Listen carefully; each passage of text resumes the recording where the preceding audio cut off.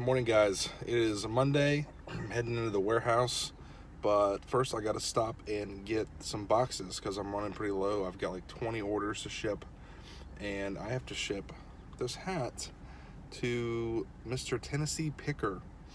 We're in a fantasy baseball league together, and we made a bet this week because we were playing each other, and loser had to wear a hat in their next video of the winner's choice.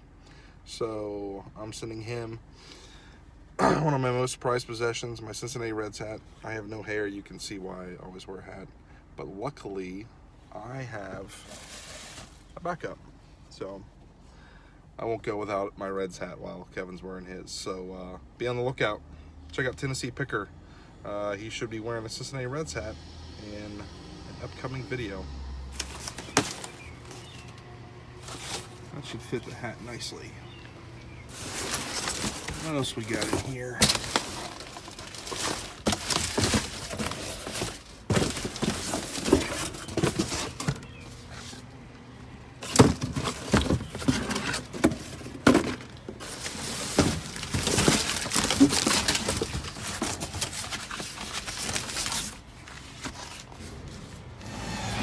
My competition.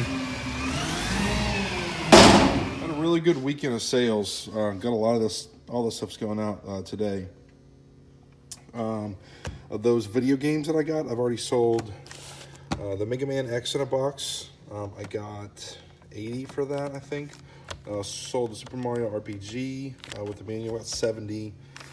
Mega Man X2 with the manual got 150, and sold this to a subscriber. Sold that for 35, and then some odds and ends. A little DS game, Mario 64. This Bowie DVD sold for 20. I'm still selling some of that media still. Jag, great courses, some of these. Sold this Bible. Posted that Saturday. That sold really quick. Paid $1 for that. That sold for 30.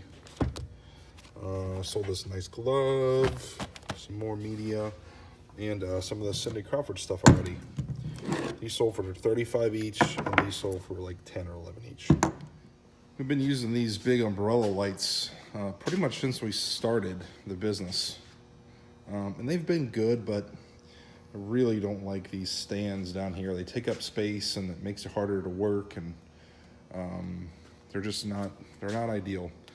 Lonnie, Garage Flips, was showing that he bought some of these like gooseneck ones that he clamped on, and I ordered them, but they never came, and the seller responded, and this is like, something fishy was going on, and they refunded my money. But I really wanted the lights, if we could get something rigged up on the wall and kind of have arms that come out and clamp the lights and come down, we could clean up all this mess down here.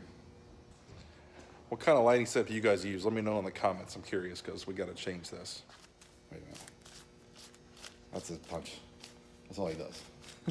What year is that? 75, I think. I can't see. Got his name on the back? They don't have the year. Maybe. It's not there. Is it on his neck? I can't see that. Yeah, it looks like it. Yeah, 75. P or HM Enterprises. That's cool, man. He's got gloves and everything. I think this is like 74 or something. Should you get both of these on eBay? Yeah. I just got that one. This one I got for 33. I got that one for 22, which is really cheap for a full, complete Joker. Yeah. Which I thought was pretty cool. Bought a set of golf clubs the other day, and I'm going to get them prepped for listing. I really don't do too good with them on my website, so I'm going to put them on eBay. And this is a perfect time of year to be selling golf clubs. I wanted to show you guys a few tips and tricks if you're listing them. I've made a golf video in the past, so I'll put a link to that in the description. That was mostly about brands to look for, different things like that. I'm really going to get into some of the nuts and bolts of listing clubs and kind of what you want to look for. So the first thing I do is I lay out all the clubs. You want to go with longest to shortest.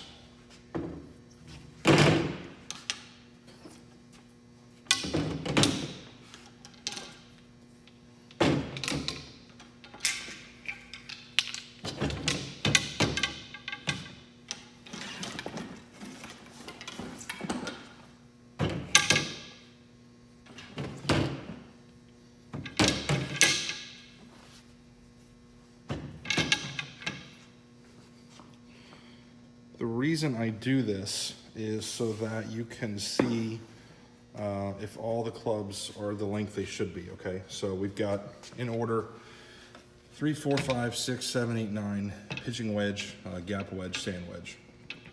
They're all pushed up against the table, and I'm looking at the lengths. So you can see that they get shorter as they go down. I mean, the wedges are pretty much the same size, but that's okay. But what you wanna make sure is that one wasn't cut down drastically or, you know, extended drastically. Like if this club was longer than that club, then we'd have a problem.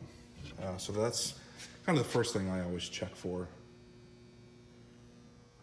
Next thing I do is I give all the heads a twist. So you put your hand on the head of the club and then put your other hand on the grip. Just give it a little twist like that. Every once in a while, you'll get a head that just pops right off, and that's a problem.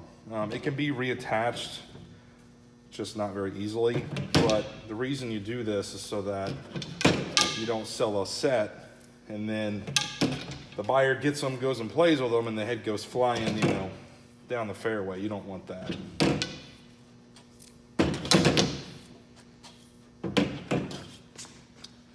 All right, next thing I do is I give them all a really good cleaning, and I use a little golf bristle brush like this.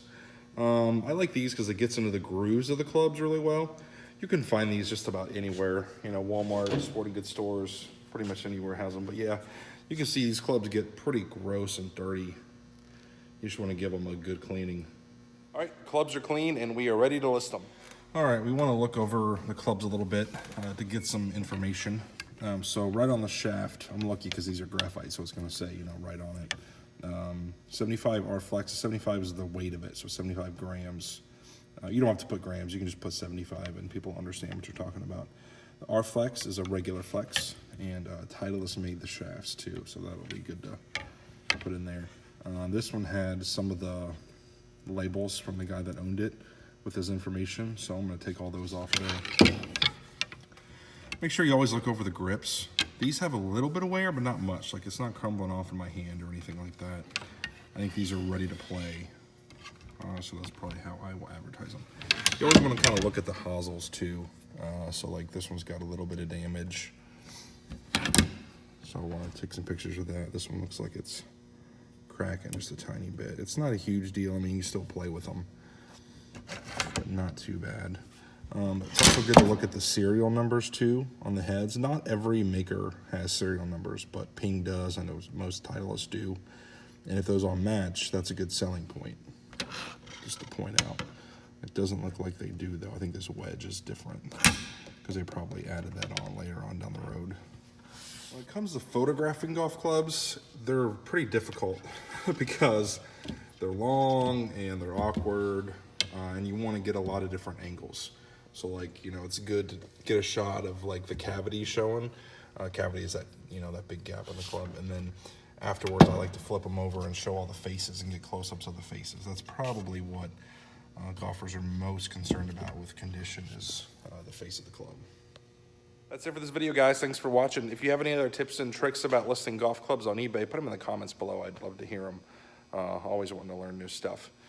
If you enjoyed this video, please like and subscribe, and I'll see you next time.